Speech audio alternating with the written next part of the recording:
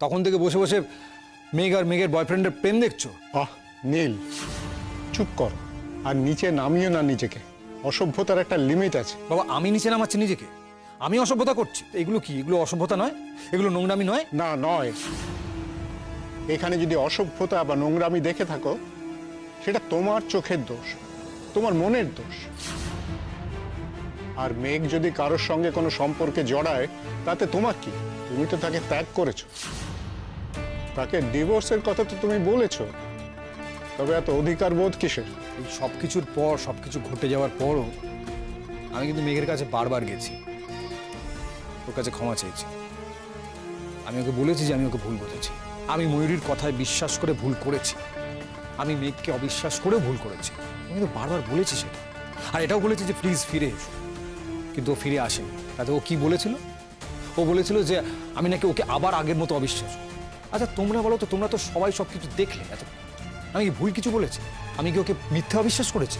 ও যে একটা অন্য ছেলের সঙ্গে বেশ করেছে। ও যদি অন্য কোনো ছেলের সঙ্গে সম্পর্ক রেখে থাকে তো বেশ করেছে। ও যদি নতুন করে তোর ছায়ার বাইরে গিয়ে জীবন শুরু করে, তাহলে আমি প্রথম গিয়ে ওকে আশীর্বাদ করে আসবো।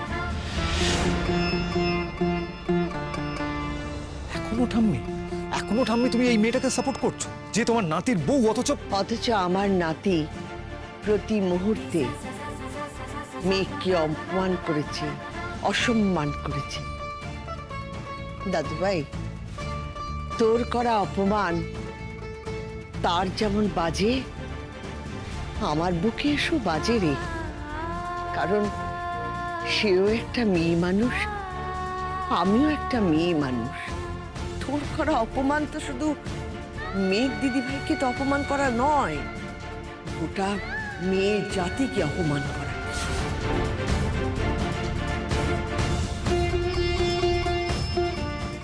আচ্ছা কি করেছিস বলতো বিয়ের পর থেকে? কয়েকটা লোক দেখানোর চটকদারি ছাড়া আর কি করেছিস? লোকে বলেছে সে পরীক্ষায় টুকেছে, আর তুই তাকে পায়ে দোলেছিস।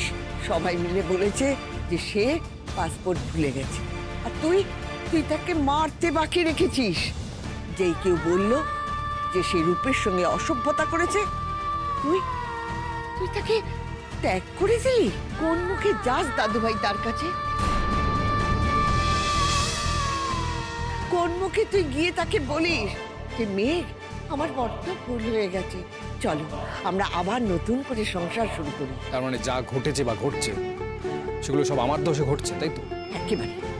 একেবারে যা কিছু ঘটেছে সব তোর জন্যই ঘটেছে। তুই সবকিছু নষ্ট করেছিস। তোর আর মেঘের মধ্যে যা ঘটেছে কেবল তোর দোষেতেই ঘটেছে। একাধিকবার সে মাফ করেছে, যদিও তুই মাফ করার যোগ্যই ছিলিস না। বুঝেছি ঠাম্মি তুমি কি মনে করো, খুব ভালো বুঝতে পারছি। আর বাদ বাকি তোমরা কি মনে করো? Come on, speak out. তোমাদের কি মনে হয়? বাবা, তোমার কি মনে হয়?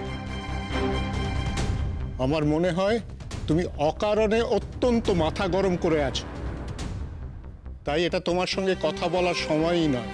নীল, তুই এভাবে কেন রিঅ্যাক্ট করছিস? কি করেছে রে কি মেঘ? একটা গানের কম্পিটিশনে গান গাইছে, একটা ডুয়েট গান গাইছে, আর কিচ্ছু না। ও গান গাইছিল নাকি ওর বয়ফ্রেন্ডের সঙ্গে প্রেম করছিল এখানে? শাট আপ নীল। বাবা, আমি কোন দুঃখে কথাগুলো বলছি সেটা না তুমি জানো না। মেঘ আগের বড় ঠিক এটাই করছিল ও যখন ইউনিভার্সিটি রিপ্রেজেন্ট করছিল। এই জিষ্ণুর সঙ্গে সেবারও ঠিক এইভাবেই গলা জড়াজড়ি করে গান গাইছে। নীল, তুমি যে ধরনের পুরুষ মানুষ, তোমার কোনোদিনই বিয়ে করা উচিত হয়। তোমার কাউকে ভালোবাসা উচিত নয়। তুমি রূপের সঙ্গে সন্দেহ করেছো, তুমি জিষ্ণুর সঙ্গে সন্দেহ করেছো, কাল হয়তো ওর পণ্ডিতজিকে নিয়েও সন্দেহ করবে। যে পুরুষকেই তুমি মেঘের সঙ্গে দেখবে তাকে নিয়েই তুমি সন্দেহ করবে। তোমার এমন দুনিয়ায় থাকা উচিত ছিল যে দুনিয়াতে তুমি ছাড়া কোনো পুরুষই নেই। সন্দেহ করার মতো সবকিছু হচ্ছে। এক মিনিট নীল, এক মিনিট। সেদিন যেদিন রূপের বাবা মা এসেছিলেন আমাদের বাড়িতে, আর আমি তোমাকে বারবার বলেছিলাম যে বাড়িতে থাকতে, তুই ছিলে না। তাহলে তুমি কি সেদিন মেঘের ফাংশনটা দেখতে গেছিলে?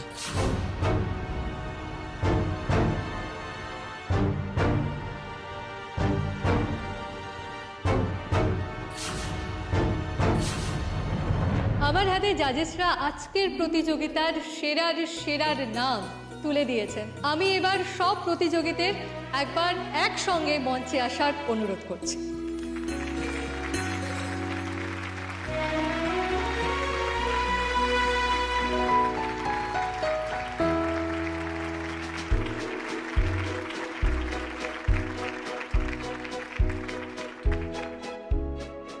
আজকের প্রতিযোগিতায় আমাদের বিচারকদের পক্ষে একজনকে জয়ী ঘোষণা করা খুবই অসুবিধে হয়ে গিয়েছিল। অবশেষে অনেক চুলচেনা বিশ্লেষণের পর একজনের নাম তারা দিতে পেরেছে। আমরা এখানে একজনের নাম দিয়েছি, কারণ দুজনের নাম দেওয়া তো সম্ভব নয়। যদিও উদ্যোক্তাদের বলবো যে আমাদের তিনজনের মতে মেঘ রায় এবং জিষ্ণু সেন দুজনেই আজকে সেরা। আসলে দুজনেই প্রথম। ওরা যেন একে অন্যের পরিপূরক। ওদের দুজনের কণ্ঠ মিলে যেন সম্পূর্ণ একটা বৃত্ত রচনা করেছে।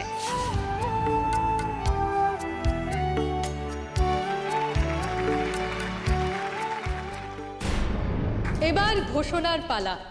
আজকের প্রতিযোগিতায় দ্বিতীয় স্থান অধিকার করেছে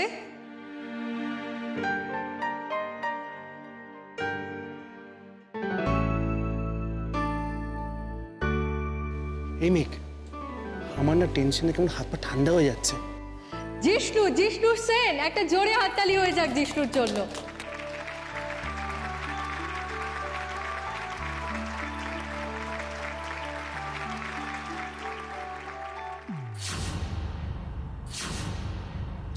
জিতে গেছে মেঘ, জিতে গেছে। ও কি দাদা, ও ঠাম্মি, তাহলে মেঘ বৌদি জিতলো? হ্যাঁ রে হ্যাঁ, সেই জিতেছে। আর জিতবেই তো। এইভাবে জীবনের সব কিছুতে ও জিতবেই। তার মানে আজকের বিজয়ী মেঘ রায়। একটা জোরে হাততালি হয়ে যাক মেঘের জন্য।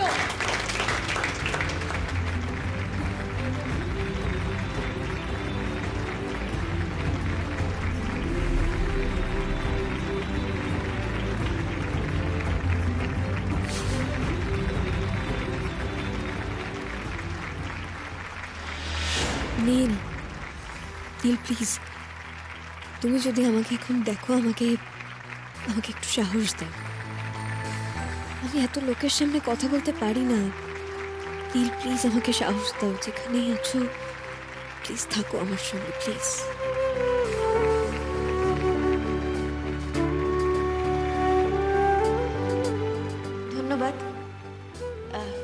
ধন্যবাদ জানাই আপনাদের সকলকে। ধন্যবাদ জানাই আমার গুরুজিকে, যিনি আজকে এখানে আমাকে গাইবার সুযোগ করে দিয়েছেন। ধন্যবাদ জানাই জিষ্ণুকে। সে আমার পাশে দাঁড়িয়ে গানটাকে এভাবে উচ্চতায় না নিয়ে গেলে আমি হয়তো কিছুই করে উঠতে পারতাম না। আমার মতে জিষ্ণু আজ আমার থেকে বেশি ভালো গেয়েছে। ওই আজকে আমার মতে hero. So thank you Jishnu. তোমার মানের সঙ্গে আমি শুধুমাত্র নিজেকে মেলাবার চেষ্টা করেছি, পেরেছি কিনা সত্যিই জানি না। আমি ধন্যবাদ দেব উদ্যোক্তাদের। আপনাদের জন্যই আমরা এত ভালো মঞ্চ আজকে পেয়েছি। Thank you. আর ধন্যবাদ জানাই আমার বাপিকে। ওই দর্শক আসনের সামনে আমার বাপি বসে আছে। বাপি, থ্যাংক ইউ। আমি জানি তুমি হয়তো এখন আমার থেকে অনেক দূরে বসে আছো, কিন্তু তোমার হাত আমি আমার মাথায় সবসময় অনুভব করতে পারি। সকলকে ধন্যবাদ। কিন্তু আমি বলতে চাই, মেঘ যেগুলো বলল তার সবটা কিন্তু ঠিক না। বিচারকরা যোগ্যতমকেই শ্রেষ্ঠ বেছেছেন। মেঘ, তোমাকে আমি একটা কথা বলি, যেই মঞ্চে তুমি আছো সেই মঞ্চে এই জিষ্ণু সবসময় দ্বিতীয়। তোমার জায়গা ওই সকলের আগেই প্রথম। আজ আমি যে পুরস্কারের অধিকারী হয়েছি তা সম্পূর্ণ মেঘের কারণে। ওর গান আমাকে অনুপ্রাণিত করে। আর একটা কথা বলতে চাই, গুরুজি আমরা আপনার মান রাখতে পেরেছি তো?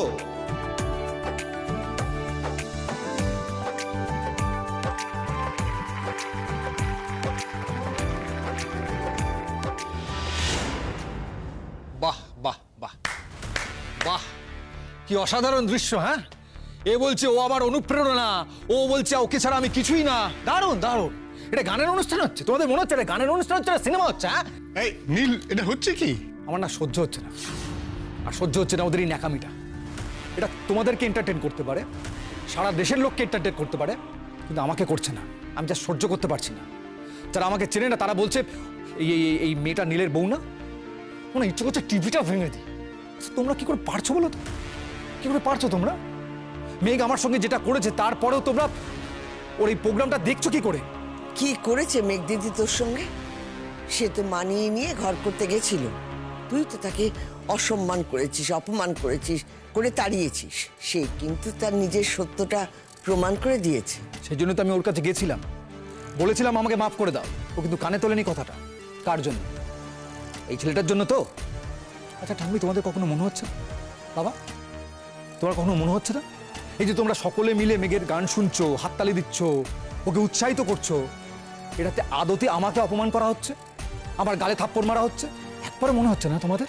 নীল, এবার তোমার এই অতি নাটকটা বন্ধ করো। মেঘ তোমাকে একটা বড় সত্যি জানতে সাহায্য করেছে। মেঘের জন্য আমরা সবাই একটা সত্যি জানতে পেরেছি। জেঠুমনি সরি, মেঘের বলা কোনো কথাকে না আমি সত্যি বলে মানতে পারবো না। গিনি, তোমার মানা না মানাতে সত্যি বদলে যায় না। নীল শান্ত হও, মাথা ঠান্ডা কর প্লিজ। এই কাকামণি, তুমি এই মুখ মিষ্টি মার্কা কথাবার্তা বলো না তো। অনেক অপমান করেছো তোমরা আমাকে। এনাফ। নীল, নীল, কিরে নীল? নীল নীল কাম ডাউন। এতটা এক্সাইটেড হলে ক্ষতিটা তোমার ছাড়া কিন্তু আর কারোর হচ্ছে না। মা, তুমি ভাবতে পারছো? হ্যাঁ ভাবতে পারছি, কিন্তু তবুও আমি সব থেকে বেশি দোষ তোমাকেই দেব, কারণ সেই মেয়েটার নাম তুমি এখনো নিজের নামের সঙ্গে জড়িয়ে রেখে দিয়েছো। যে কাজটা তোমার অনেক আগে করা উচিত ছিল সেই কাজ তুমি এখনো করোনি। ওকে ফর্মালি ডিভোর্সটা তুমি দাওনি, নিজের জীবন থেকে ওকে তুমি ছেঁটে বাদ দাওনি।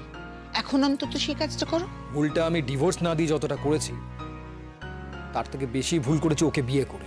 অভিশাপ, আমার গোটা জীবনের ওপর একটা অভিশাপ। তবে সেই অভিশাপ থেকে এবার বেরিয়ে এসো। মেঘ যে কাগজটা পাঠিয়েছে সেটাকে সই করে তুমি মুক্ত হও। আসতে পারি? কে? এখন আবার কে এলো? তুমি? তুমি এখানে কি করছো? হাউ ডেয়ার ইউ ময়ূরী? তুমি এখানে ঢুকলে কেন এই বাড়িতে? Gate lost. নীল, আমার কিছু কথা ছিল। এই শোনো, তোমার কোনো কথা নেই, তোমার কোনো কথা থাকতে পারে না। ম্যানিপুলেটিভ মেয়ে, প্রচন্ড মিন মাইন্ডেড মানুষ তুমি একখানা। জাস্ট বেরো, বেরো, get lost. Neel, how dare you, how dare you touch her? Neel, আমি জানি যা ঘটেছে তারপর তোমার এভাবে বিহেভ করাটাই খুবই স্বাভাবিক, কিন্তু বিশ্বাস করো তুমি, আমরা সবাই একটা সাংঘাতিক ষড়যন্ত্রের শিকার হয়েছি। তুমি যা দেখছো, যা শুনছো, সবটাই তো সত্যি নয়, কোনোটাই আমার মুখের কথা নয়। আবার তুমি তোমার মিথ্যের ঝুলি নিয়ে এসে পড়েছো। তুমি কি আমাদের রেহাই দেবে না? ঠাম্মা বিশ্বাস করো, আমি একদম মিথ্যে কথা বলছি না, সত্যি বলছি। আমরা সবাই ষড়যন্ত্রের শিকার। এই তুমি একদম মিথ্যে কথা বলতে আসবে না, একদম না। তোমার অনেক মিথ্যে আমরা সহ্য করেছি। তোমরা দুই বোনে মিলে আমাদের ফ্যামিলি, আমাদের আনন্দ সবকিছু শেষ করে দিয়েছো। নীল প্লিজ একবার আমাকে বলতে দাও কি ঘটেছে। তুমি বেরোবে কিনা? নীল, তুমি যদি ওর কথা শুনতে না চাও তাহলে তুমি যেখানে খুশি চলে যেতে পারো। আমি ওর কথা শুনতে চাই, আমরা ওর কথা শুনতে চাই, কারণ ওর কথার উপর অনেক কিছু নির্ভর করে আছে। ওর কথার উপর তোমার বোনের ভবিষ্যৎ নির্ভর করছে, তোমার বোনের জীবন নির্ভর করে আছে। আর তোমার কাছে যদি এগুলো যথেষ্ট ইম্পর্টেন্ট বলে না মনে হয় তাহলে তুমি যেখানে খুশি চলে যাও। আমি ওর সঙ্গে এইখানেই কথা বলবো এখনই। ইনফ্যাক্ট আমি ছোটকেও বলেছিলাম যে আমি হসপিটালে যেতে চাই ওর সঙ্গে কথা বলার জন্য, শুধু আমি জানতাম না যে ওর ছুটি হয়ে গেছে কিনা। চিঠিমণি, আমি কালই ছাড়া পেয়েছিলাম, কালই আসতাম, কিন্তু মা কিছুতেই বেরোতে দিল না। ময়ূরী, তুমি আগে বলো এক্স্যাক্টলি তুমি কি বলেছো নীলকে? কেন তুমি আমাদের সঙ্গে এরকম করলে বলো তো? হ্যাঁ, তুমি রূপের সঙ্গে মিলে আমার আমার মেয়েটাকে ঠকালে কেন ময়ূরী, কেন?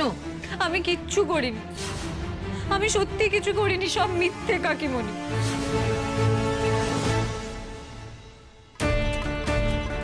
ময়ূরী, তুমি নিজেই নিজেকে কন্ট্রাডিক্ট করছো না? যে কথাগুলো তুমি নিজে বলেছো, যে কনফেশনটা তুমি নিজে করেছো, এখন সেই কথাগুলো থেকে তুমি দূরে সরে যাচ্ছ না? জেঠুমণি, কেউ যদি আমার কানের কাছে রিভলভার ঠেকিয়ে আমাকে দিয়ে কিছু বলায়, আর সেই কথাগুলো আমি যদি নিজের প্রাণের ভয়ে বলে ফেলি, তাহলে কি আমি অপরাধী হলাম? এক মিনিট ময়ূরী, তুমি না এইসব কথার মারপ্যাচ প্লিজ থামাও। কে তোমার কানের কাছে রিভলভার থেকে এসব বলিয়েছে? কে? তুমি এমন কথা বলো ময়ূরী যেটা আমাদের সবার কাছে বিশ্বাসযোগ্য। আমার সাথেও যেটা হয়েছে সেটা বিশ্বাসযোগ্য নয়। বাস হয়ে গেল। ও একের পর এক মিথ্যেগুলোকে সাজাবে, আর তোমরা শিক্ষিত মানুষ এক পাল ভেড়ার মতো ওর মুখের কথাগুলোকে গীতার বাণী ভেবে মেনে নেবে। আমার এসব রঙ্গ দেখতে আর ভালো লাগে না, সহ্য হয়। এই সুশীলা, ঘরে চল আমার সঙ্গে।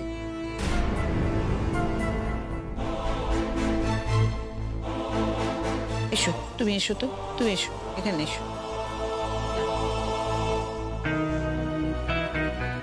ময়ূরী, একদম হেয়ালি না করে, এদিক ওদিক কথা না করে তুমি শুধু এইটুকু বলো যে তুমি নীলকে যা যা বলেছো সেগুলো সত্যি না মিথ্যে। সব মিথ্যে, সব মিথ্যে কাকিমণি। আমি এগুলো বলতে চাইনি। ময়ূরীদি, তাহলে তুমি কেন মিথ্যেগুলো বলেছিলে? তুমি জানো না এই কদিন তোমার এই মিথ্যের জন্য আমার ওপর দিয়ে কি গেছে? তোমার কাছে হাত জোর করে ক্ষমা চাওয়া ছাড়া আমার কাছে আর কিচ্ছু করার নেই। পারলে প্লিজ আমাকে ক্ষমা করে দিও। ময়ূরী, আরে তুমি এরকম মিথ্যে কেন বললে আমাদের সকলকে? ময়ূরী, এইবার তোর আসল খেলা দেখাবার সময়।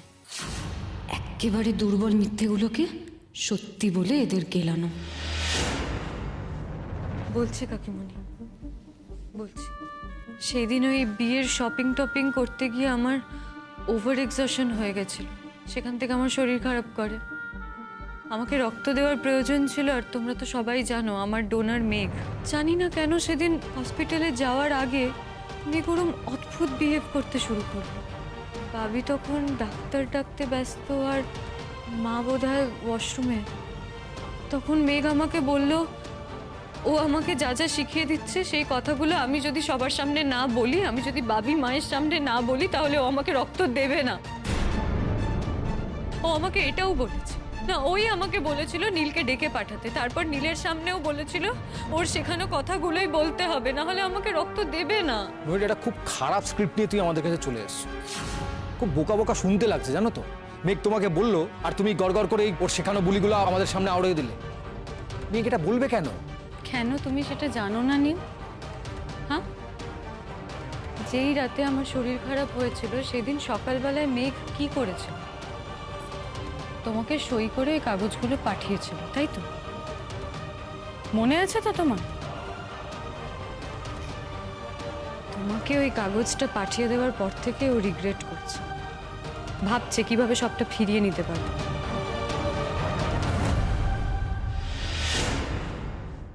ও তোমার মনের মধ্যে জায়গা করতে চাইছিল নীল, আর ওর সফট টার্গেট ছিলাম আমি। মাই গড, কি বলছো তুমি? এগুলো সব সত্যি? I swear on my mother জেঠিমণি, তোমরা সবাই জানো আমার মা আমার কাছে কতটা ইম্পর্টেন্ট। সাংঘাতিক, ও তো মানুষ খুন করতে পারে। কি বলেছিলাম আমি? আমি কি বলেছিলাম তোমাদের? ময়ূরীদি, বিশ্বাস করো, তুমি সেদিন সবাই, বাড়ির সবাই বিশ্বাস করেছিল মেঘের কথাটা সত্যি। এমনকি জেঠিমণি পর্যন্ত তোমাকে ডাউট করেছিল। এই বাড়িতে সব থেকে বড় ভেড়াটা যে তুমি, সেটা আমি খুব ভালোভাবে জানি গিনি। জেঠিমণি, আমি জানি তুমি আমার উপর ভরসা করেছো নিঃস্বার্থভাবে, তুমি আমাকে ভালোবেসেছো নিঃস্বার্থভাবে। তাই আমি যতদিন বেঁচে থাকবো আমি কোনো অন্যায় হতে দেব না তোমার উপর। জেঠিমণি, বিশ্বাস করো, তোমরা সবাই আমার কথা প্লিজ বিশ্বাস করো। আমি যা করেছি বেঁচে থাকার জন্য করেছি, প্রাণের ভয় করেছি। আমার অবস্থা খুব খারাপ হয়ে যাচ্ছিল জেঠিমণি। আমি তো আমার সিমটমসগুলো চিনি, তাই আমি মেঘের কাছে সারেন্ডার করে দিই। তাই জন্যই আমি ওর শেখানো কথাগুলো মা বাবির সামনেও বলেছি। যেভাবে বলতে বলেছে আমি সেভাবেই বলেছি, নিজেকে দোষী করে। তারপর আমি নীলকে ডেকে পাঠিয়েছিলাম আর নীলের সামনেও সেই কথাগুলোই বলেছি, শুধুমাত্র প্রাণের ভয় জেঠিমণি, বিশ্বাস করো। আর আমি তো জানি আমি খুব তাড়াতাড়ি সবকিছু ছেড়ে চলে যাব, আমি খুব তাড়াতাড়ি মরে যাব। হয়তো তাই জন্যই আমার বাঁচার ইচ্ছেটা এতটা বেশি। আমি ক্ষমা চাইছি জেঠিমণি, আমি তোমাদের সবার কাছে ক্ষমা চাইছি। আমি তো ভুল করেছি, বিশ্বাস করো। আমি হসপিটাল থেকে তোমাদেরকে ফোন করতাম, কিন্তু করতে পারলাম না, কারণ ফোনটা আমার কাছে ছিল না জেঠিমণি। সত্যি আমার মরতে না চাওয়াটা কি আমার অপরাধ, বা আমার বাঁচার ইচ্ছেটাই কি আমার অপরাধ? আমি সত্যি বুঝতে পারছি না। না ময়ূরী, ময়ূরী তুমি এভাবে বলো না প্লিজ, তুমি এভাবে বলো না। তুমি এভাবে বললে আমার নিজেকে অপরাধী মনে হচ্ছে, কারণ সত্যি তো আমি তো একটু হলেও তোমাকে সন্দেহ করেছি। আমরা তো বুঝতে পারিনি। She is dangerous, she is a criminal. Neel তুমি বেঁচে গেছো, যে ওই মেয়ে তোমার জীবন থেকে চলে গেছে। ওই মেয়েটাকে চিরতরে জীবন থেকে বিদায় করো তুমি, জাস্ট ডু ইট।